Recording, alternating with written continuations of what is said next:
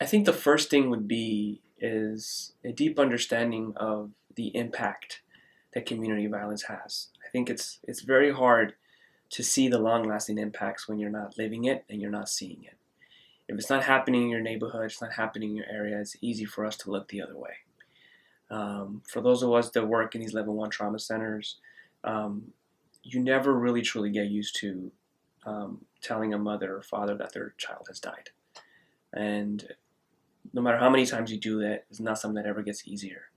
And when you go out to communities and when you do these community shooting responses and you see the impact, you realize that there are long lasting generational effects where community violence has been normalized and has been accepted as an unavoidable reality.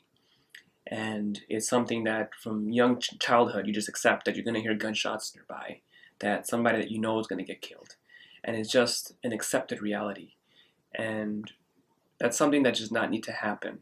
And I think it's a tragedy in this country that there are children growing up that report hearing gunshots nearby 50, 60% of the time, or that know somebody who's been killed in the last year.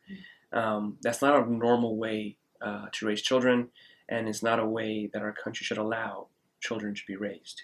And the long lasting effects are intergenerational. You have increased stress loads that are associated with living in these environments that affect cognitive development in children, that affect high stress levels in adults, that lead to increased risk of cardiovascular disease and heart disease. And all these things are passed down generation to generation. There's some even genetic effects that are passed down with increased stress levels, with poverty and violence and increased trauma. So these effects are medical effects. And I think violence is a disease like any other disease, and it's affecting generations of people, and it's something that we need to address.